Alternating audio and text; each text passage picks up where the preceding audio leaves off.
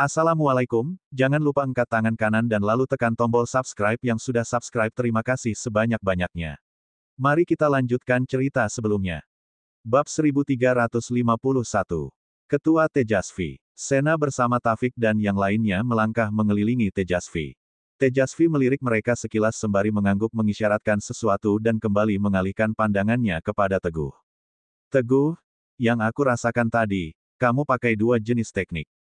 Akupuntur ya, satunya untuk menahan dan mengusir energi iblis dalam tubuhku. Dan satu lagi untuk menahan tenaga dalamku supaya nggak bocor. Meskipun aku memang bukan ahli teknik akupuntur, setidaknya aku juga pernah mendengar dua teknik ini. Memangnya teknik akupuntur itu sehebat itu ya? Baru saja Teguh ingin menanyakan tentang Raja Api padanya. Namun, karena Tejasvi bertanya lebih dulu, maka Teguh menjawabnya. Kedua teknik akupuntur ini berasal dari seorang master kuno yang dikenal dengan julukan Raja Api. Teguh menceritakan asal-muasal Raja Api tersebut, lalu berkata, "Aku sudah bersumpah untuk mencari siapa orang di balik julukan Raja Api itu, dan hal ini sudah berjalan selama 50 tahun lamanya." Apa Pak Tejasvi pernah mendengar tentang Raja Api ini atau mungkin keluarganya? Raja Api. Sena baru menyadari kalau ternyata tujuan Teguh kemari ialah karena ingin menanyakan hal ini. Raja Api. Tejasvi mengucapkan kata itu dengan pelan sembari menggelengkan kepalanya dan kembali berkata, aku nggak pernah dengar ada master yang namanya Raja Api, kayaknya keluarga seperti itu juga nggak pernah ada.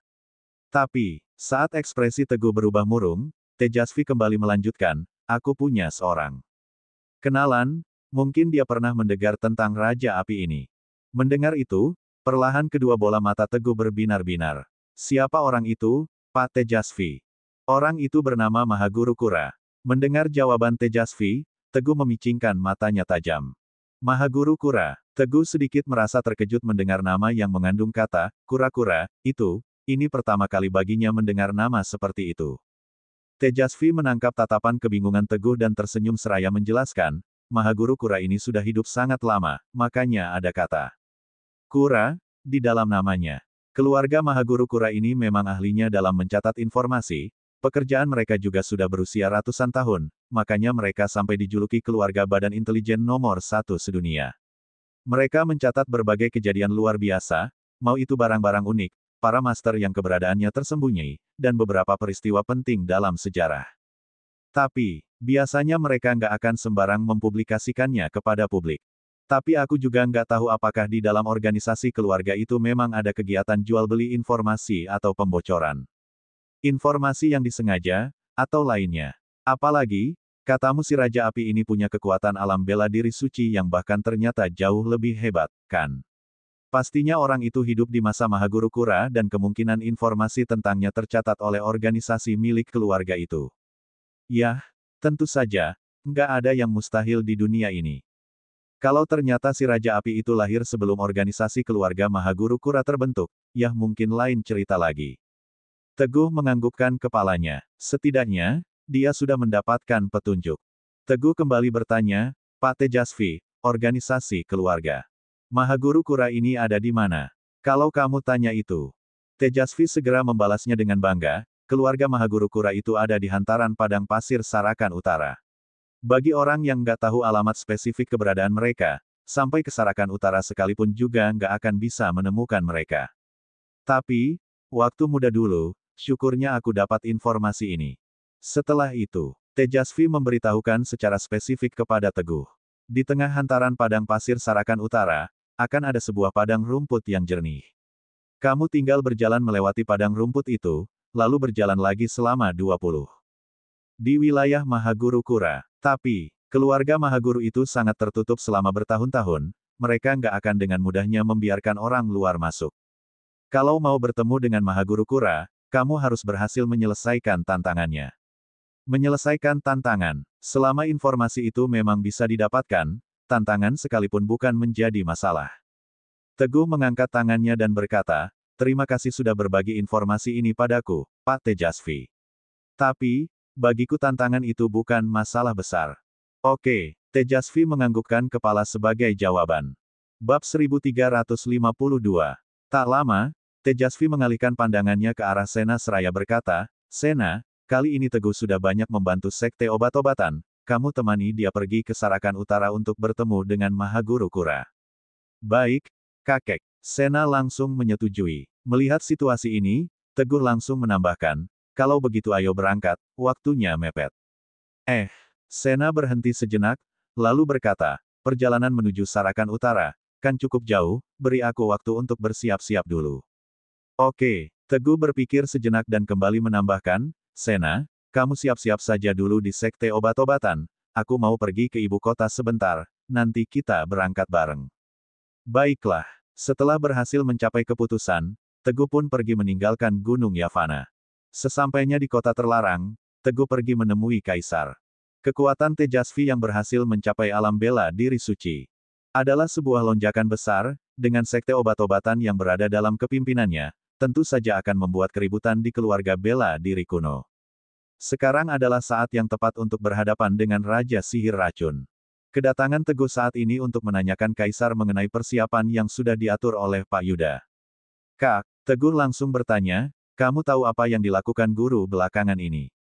Teja menggelengkan kepalanya seraya berkata, terakhir, sepulangnya dari Frans Timur, guru langsung pergi ke arah barat daya wilayah Malajang, dan sampai sekarang belum ada kabar terbaru. Tapi, menurutku, sepertinya nggak lama lagi dia pasti akan menyerang Raja Sihir Racun. Akhirnya tiba waktunya untuk berhadapan dengan Raja Sihir Racun. Mendengar perkataan itu, Teguh memicingkan matanya, terlihat sebuah kilatan melintas di matanya. Tentang para internal yang terlibat dalam Serenara.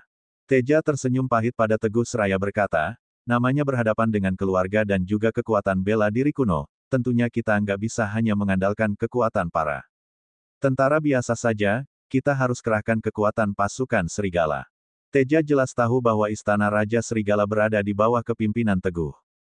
Teguh menganggukkan kepalanya dan berkata, istana Raja Serigala masih belum cukup, dulu guru juga pernah mengerahkan kekuatan dari klan naga, yang di mana di dalamnya terdapat banyak master dari alam kaisar kultivasi yang ikut berpartisipasi. Selain itu, Pak Tejasvi dari Sekte Obat-Obatan juga nggak akan tinggal diam. Ada 3 kekuatan besar yang mengawasi Serenara dari dalam, dan para organisasi bela diri itu, selama bukan Leika Seros pemimpinnya, seharusnya dalam waktu dekat ini mereka nggak akan berani melakukan penyerangan mendadak. Mendengar perkataan Teguh, Teja merasa lega dan menambahkan, Teguh, lalu apa tujuanmu buru-buru kemari untuk mencariku? Teguh menjawabnya, aku akan pergi ke Sarakan Utara. Sarakan Utara. Teja menatapnya dengan terkejut, nada bicaranya terdengar heran. Jarak Sarakan Utara dari sini sangat jauh, bahkan mencapai lebih dari ribuan mil, sekarang situasi juga sedang menegangkan, untuk apa kamu ke sana? Teguh pun segera menjelaskan segala hal yang dia ketahui tentang Raja Api. Setelah itu, Teguh kembali menambahkan, Kak Teja, pernah dengar soal Raja Api? Teja menggelengkan kepalanya dan berkata, nggak pernah. Usia Serenara bahkan belum genap mencapai 200 tahun, sedangkan Teja baru saja menjabat menjadi seorang kaisar di tahun ini, tentu saja sulit baginya untuk mengetahui segala rahasia yang sebelumnya tersimpan. Sayangnya, Teguh tak lagi bisa bertanya lebih jauh. Sepertinya, aku memanah harus pergi ke Sarakan Utara. Teguh hanya bisa berharap semoga leluhur yang dijuluki Mahaguru Kura itu memang terbukti keberadaannya dan memiliki catatan yang relevan tentang Raja Api dan keluarganya.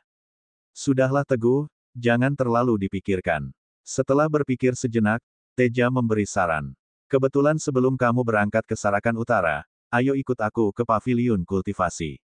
Sekalian kamu bisa belajar teknik proses kultivasi baru dan perdalam kekuatanmu.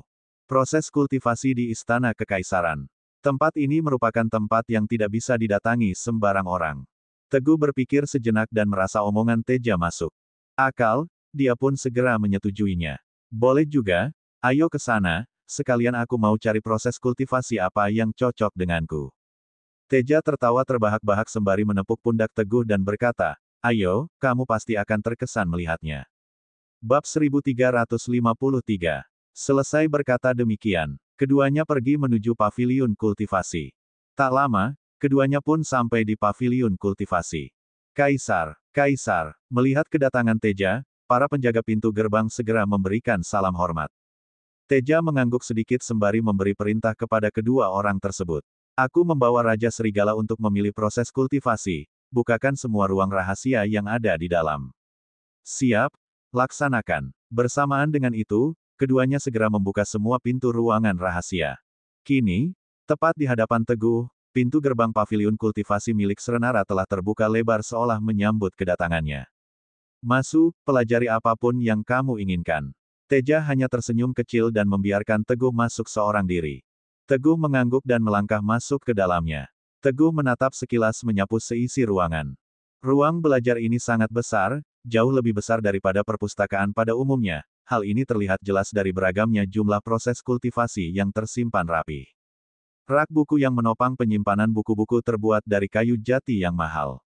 Adapun, setiap proses kultivasi yang terpajang di dalamnya, terselip sebuah penjelasan rinci baik dari jenis kekuatan maupun persyaratan yang perlu dilaksanakan sebelum dipelajari. Melihat semua itu, Teguh merasa pusing. Akan tetapi, tenaga dalam yang dimiliki Teguh sudah terkenal sebagai tenaga dalam paling benar dan hebat, sehingga terdapat banyak proses kultivasi yang tidak boleh sembarangan dipelajari. Teguh menjadi perwakilan bayangan dan para master istana Raja Serigala untuk memilih proses kultivasi. Wah, entah sudah berapa kali Teguh bolak-balik menyusuri seisi ruangan itu, tetapi belum ada satupun proses kultivasi yang cocok untuk dirinya. Teguh menghela napasnya kasar, dan bersiap diri untuk pergi kembali menuju Sena yang mungkin sedang menunggunya. Namun, tepat di saat itu juga, ngung, terdengar sebuah embusan napas yang samar, seolah menarik dan menghisap sekujur tubuh Teguh menuju kegelapan. Ini, Teguh mengernyitkan alisnya sembari berjalan ke arah energi yang kian menarik perhatiannya. Tak lama, Teguh sudah berada di dekat pusaran energi itu. Di antara rak buku, terdapat sebuah keterangan yang menjelaskan tentang tenaga dalam dengan elemen es. Teguh hanya melirik sekilas, lalu mengalihkan pandangannya. Esensi murni dari elemen es itu sendiri berasal dari air, sama sekali tidak ada hubungannya dengan tenaga dalam yang paling benar dan paling membara dalam dirinya. Bahkan, keduanya saling bertolak belakang, mustahil elemen tersebut bisa memengaruhinya. Teguh pun memalingkan pandangannya ke bawah. Teguh melihat sebuah batu usang yang sudah rusak. Seolah terlalu lama tidak dibersihkan dan dirawat, batu itu bahkan sudah berdebu. Begitu Teguh menelisik batu itu lebih dekat, rasa penasaran dalam dirinya semakin mencuat. Ini dia. Tanpa memedulikan hal lain, Teguh segera mengambil batu itu, lalu membersihkan debu yang melekat. Bentuk asli dari batu pun makin terlihat. Seluruh permukaan dari batu tersebut amat licin dan berkilau, seolah terdapat sebuah kekuatan ajaib yang besar di dalamnya. Selain itu, permukaan di atasnya juga terukir tulisan aneh dengan ukiran orang-orangan kecil yang berpose unik tetapi juga terlihat menakjubkan. Jangan bilang, Teguh sudah menduga, dia lalu mengerahkan tenaga dalamnya dan mulai mengalirkannya mengikuti pergerakan pose orang. Orangan kecil di batu tersebut. Ngung, dia baru saja mencobanya sebentar, tetapi resonansi proses kultivasinya sudah berhasil dibangkitkan. Ini, Teguh sangat terkejut hingga tak bisa berkata-kata. Hal ini diakibatkan oleh resonansi yang dihasilkan tenaga dalam berasal dari teknik akunpunktur milik Raja Api kala itu.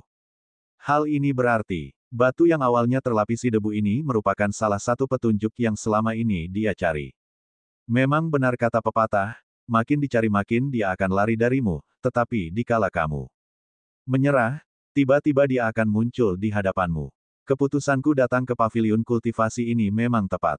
Sembari memikirkan itu, Teguh tak hentinya mengerahkan tenaga dalamnya meneruskan proses kultivasi sesuai dengan teknik yang dijelaskan pada batu tersebut. Bab 1354. Namun, tak lama Teguh menyadari ada masalah lainnya.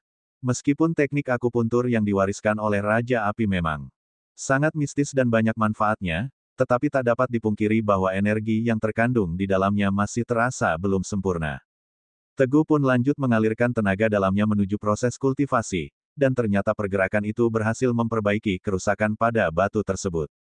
Hal ini membuat Teguh terkejut dan merasa senang. Alasannya sangat sederhana.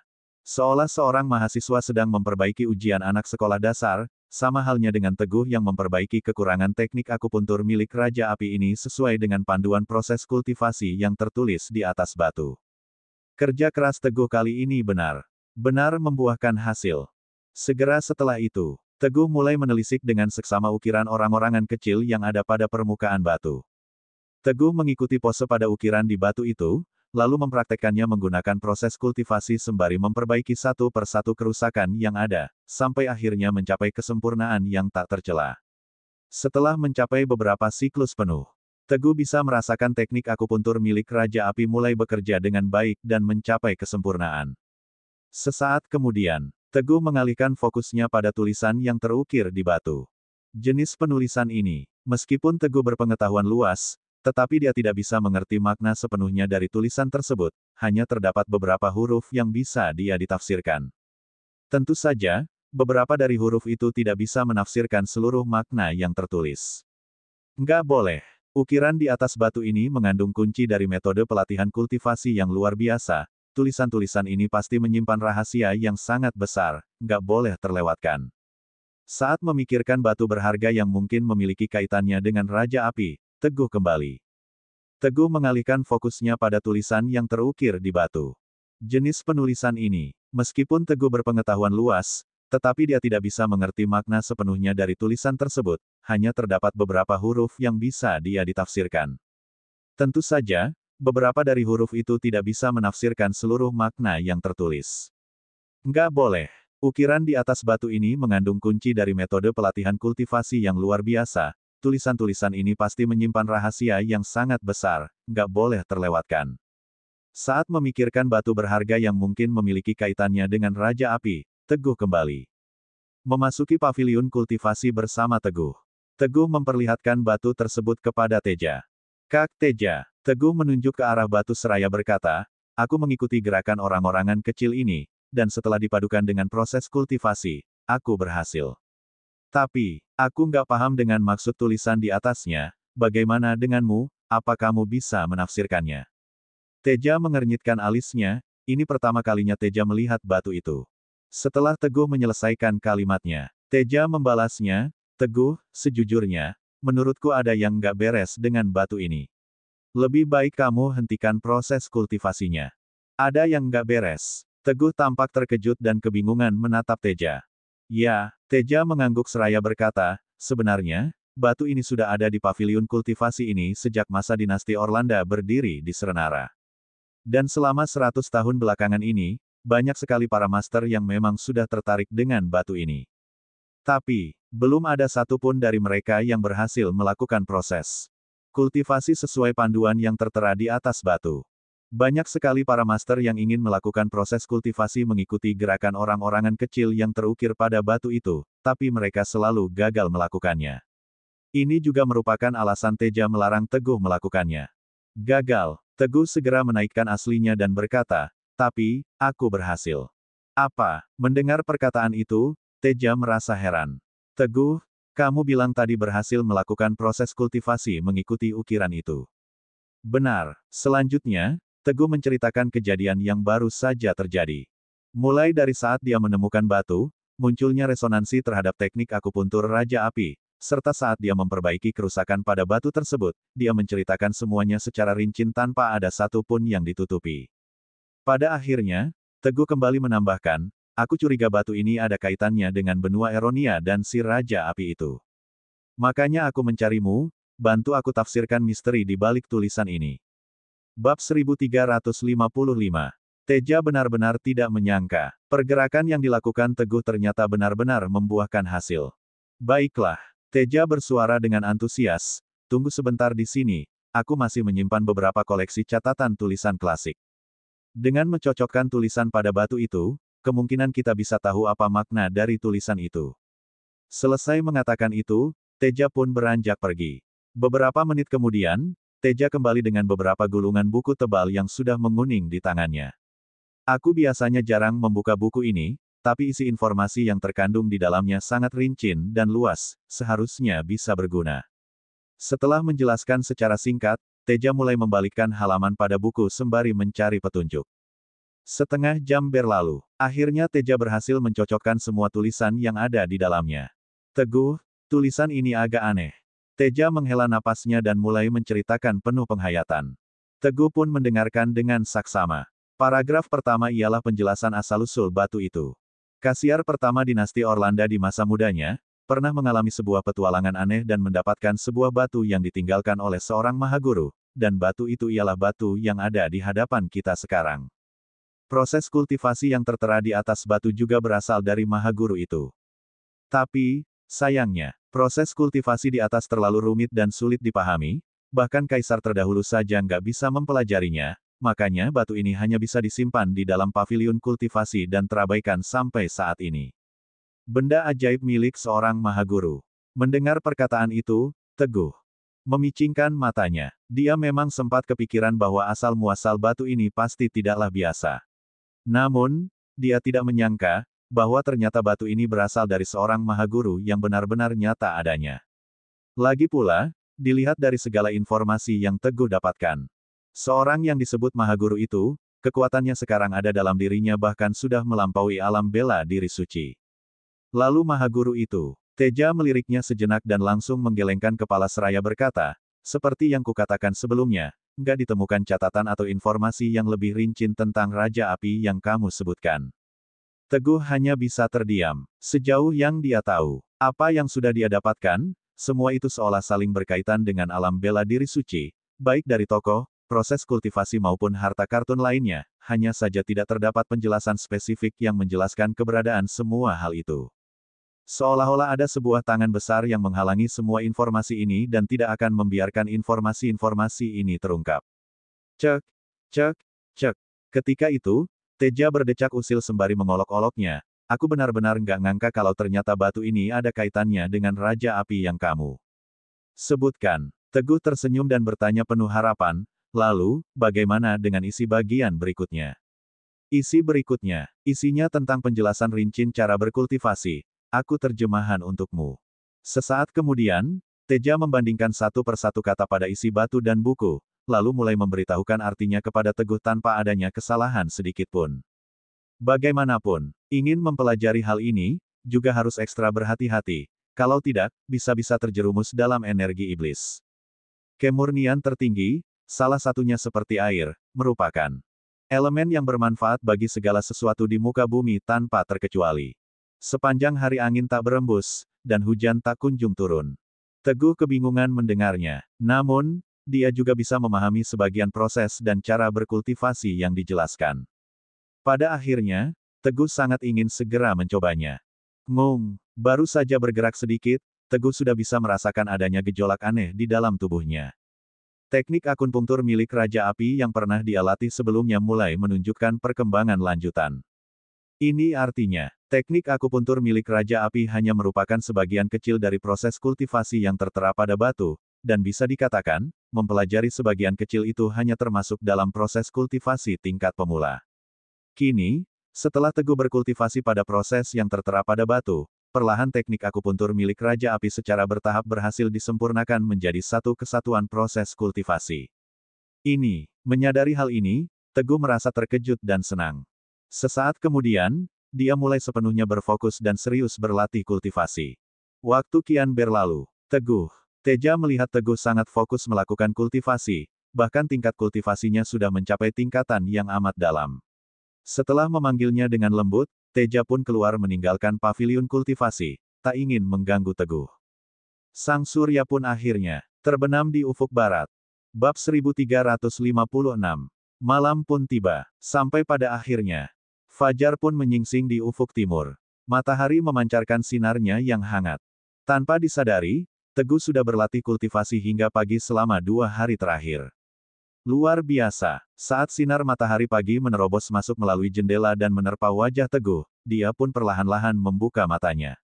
Sorot mata Teguh tampak berbinar-binar. Dia sudah mencapai puncak kesuksesan dalam kultivasinya. Selain itu, hanya dengan menyelesaikan bagian pertama, dia berhasil menerobos alam bela diri dewa tahap akhir ke alam bela diri suci tahap awal. Dia yakin dirinya bisa menjadi seorang master yang luar biasa. Jika semua bagian ini berhasil dikultivasi, tidak bisa membayangkan akan sekuat apa dirinya. Teguh menarik napas dalam-dalam untuk meredam kegembiraan berlebih di dalam hatinya. Dia pun segera keluar dari ruang kultivasi rahasianya dan bersiap untuk menguji kekuatan teknik bela diri yang baru saja dia pelajari. Begitu Teguh keluar ruangan, Teja segera menghampirinya. Teja yang melihat Rona, kebahagiaan di wajah Teguh pun tidak kuasa untuk bertanya, apa kultivasimu berhasil. Aku sudah menyelesaikan bagian pertama. Teguh menjawab dengan senyuman yang mengembang di bibirnya. Hebat. Teja tampak sangat antusias dan berkata, cepat tunjukkan padaku hasilnya.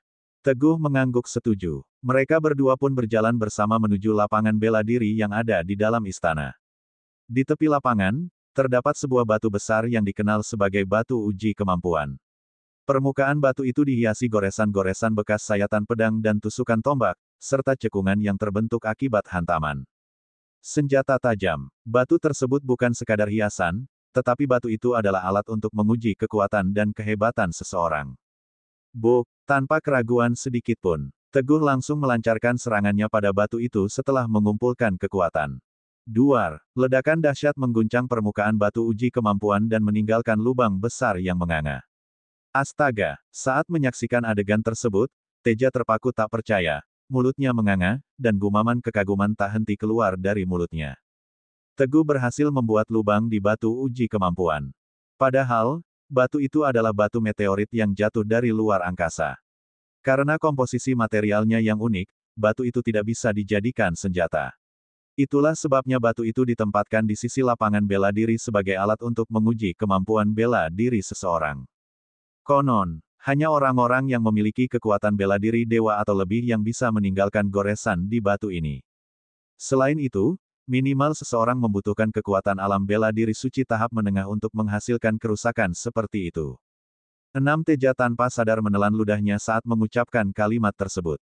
Hasil kultivasi Teguh sangat luar biasa. Puff. Namun, Teguh yang berdiri di samping Teja tiba-tiba muntah darah. Saat sedang berlatih kultivasi, Teguh sadar bahwa ada penyumbatan di meridiannya. Teguh. Teja yang mendengar Teguh muntah segera tersadar dari lamunannya dan panik saat melihat Teguh terluka. Dengan penuh kekhawatiran, dia pun bertanya, Teguh, kamu kenapa? Aku juga nggak tahu. Teguh menarik napas dalam-dalam untuk menenangkan diri, lalu menyeka darah di sudut mulutnya. Setelah mengingat kejadian yang dia alami, dia pun berkata, saat aku sedang berlatih kultivasi teknik bela diri ini, aku merasakan ada yang tidak beres di dalam tubuhku. Teguh merenung sejenak. Kemudian, dia menatap Teja dengan serius dan bertanya, Kak Teja, apa kamu yakin tidak ada kesalahan atau kekeliruan saat menerjemahkan teknik bela diri ini? Teja menyadari keseriusan masalah ini. Namun, alih-alih langsung memberikan jawaban atas pertanyaan tersebut, dia merenung sejenak untuk mengingat-ingat sesuatu. Aku ingat sesuatu. Setelah beberapa saat, Teja menatap tajam ke arah Teguh dan berkata, Teguh, kamu ingat nggak ketika aku menerjemahkan teknik bela diri ini untukmu, ada beberapa bagian yang peralihannya terkesan tiba-tiba. Contohnya, saat ini, perjalanan kultivasimu yang mulus tiba-tiba terhalang oleh rintangan yang tak terduga, sama seperti kemunculan gunung dan sungai yang tidak saling terhubung di dalam teks itu. Ketika mendengar ucapan Teja, Teguh langsung mengingat tentang bagian peralihan tersebut. Benar juga apa yang Teja katakan. Bab 1357. Kak Teja, aku masih belum terlalu paham. Tolong jelaskan detailnya. Seketika itu juga, Teja mengajak Teguh untuk pergi ke paviliun kultivasi. Ikuti aku dan kita bandingkan lagi teks kultivasi itu. Baik. Kemudian, Teja menerjemahkan kembali isi teks kultivasi teknik bela diri itu dan menuliskannya di samping teks aslinya. Melalui perbandingan ini, mereka berdua akhirnya menemukan letak permasalahannya. Ternyata proses kultivasi yang tercatat di dalam batu ini tidaklah lengkap. Hanya sebagian saja yang tersisa. Inilah yang menyebabkan Teguh tiba-tiba muntah darah saat sedang menguji kekuatannya. Sayang sekali. Teja memandangi batu itu dengan penuh penyesalan sambil berkata, hanya sebagian kecil saja yang tersisa dari teks ini. Tapi, dengan teknik sisa seperti itu saja kamu bisa menghancurkan batu uji kemampuan dengan kekuatan alam bela diri suci. Jika kita bisa mengetahui isi teks ini secara lengkap, mungkin kamu bisa menerobos ke alam yang lebih tinggi dari alam bela diri suci. Baiklah, Teja meneguhkan tekadnya dan bergumam pada dirinya sendiri. Aku akan mengutus anak buahku untuk mencari petunjuk tentang isi teks ini. Kita harus bisa mendapatkan isi teks proses kultivasi ini secara lengkap. Kak Teja, ketika mengingat apa yang dia sadari kemarin, Teguh berkata dengan ragu-ragu, karena proses kultivasi ini ada hubungannya dengan Raja Api dan aturan alam semesta, sepertinya kita akan kesulitan untuk menemukannya. Bagaimana kalau aku mengunjungi Mahaguru Kura dulu untuk menelisik apa yang dia ketahui tentang Raja Api? Aku masih bisa mempelajari proses kultivasi di batu ini setelah kembali. Sebelum Teja sempat menjawab, seruan seseorang tiba-tiba mengalihkan perhatiannya. Lapor, seorang pengawal segera mendekat dan berkata, Kaisar, Raja Serigala, saya mendapatkan kabar bahwa Putri Suci dari Sekte Obat-obatan sudah menyelesaikan semua persiapan yang diperlukan. Jadi, kalau Raja Serigala sudah siap, kita bisa segera berangkat ke Sarakan Utara. Ketika mendengar berita tersebut, Teja tidak punya pilihan lain selain menganggukkan kepalanya. Teguh, pergilah dulu ke Sarakan Utara. Kita bisa bicarakan proses kultivasi lengkap yang ada di batu. Itu setelah kamu kembali. Itulah yang Teguh inginkan. Namun, sebelum pergi, Teguh ingin mengatakan sesuatu kepada Teja. Kak Teja, perjalanan Raja Sihir Racun ke Borealis menghasilkan banyak keuntungan.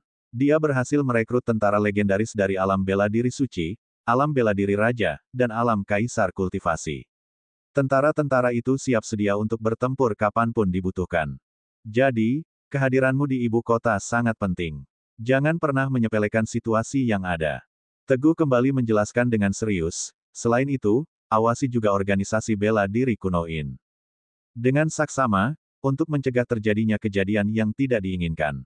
Aku akan berkoordinasi dengan Sekte Obat-obatan, Istana Raja Serigala, dan Klan Naga. Sebenarnya, Teja pun menyadari kegentingan situasi ini. Aku mengerti, Teguh. Cepat pergi dan pulanglah secepat mungkin. Teguh mengangguk dan meninggalkan kota kekaisaran dengan membawa tumpukan gulungan rahasia.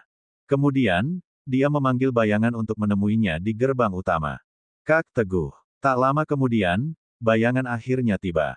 Teguh mengangguk dan berkata, Bayangan, pimpin pasukan elit Istana Raja Serigala untuk bersiaga di beberapa pusat ibu kota. Kalian harus selalu waspada jika ada pergerakan dari musuh. Pelatihan para geng preman Istana Raja Serigala juga nggak boleh berhenti. Selain itu, aku menemukan beberapa panduan bela diri yang sangat bagus di paviliun kultivasi kota terlarang. Suruh para anggota yang lain untuk memilih panduan mana yang cocok untuk mereka kultivasikan. Saat melihat banyaknya buku panduan yang diberikan, bayangan buru-buru berkata, Oke, Kak Teguh, serahkan saja padaku. Setelah memberikan beberapa arahan tambahan, Teguh akhirnya meninggalkan istana. Di Gunung Yavana, Teguh, akhirnya kamu sampai juga. Sena sudah menanti kedatangannya sejak tadi. Dia pun juga sudah menyiapkan segala keperluan yang dibutuhkan. Ayo kita berangkat. Teguh mengangguk dan siap untuk memulai perjalanannya. Namun, Sena memiliki rencana lain. Dengan senyum penuh misteri, dia berkata, Tunggu dulu, aku mau menunjukkan sesuatu kepadamu. Mau kemana dia? Apa yang ingin dia tunjukkan? Teguh tidak mengerti apa yang sedang terjadi, tetapi dia tetap mengikuti Sena karena tidak punya pilihan lain. Setengah jam kemudian, cerita bersambung.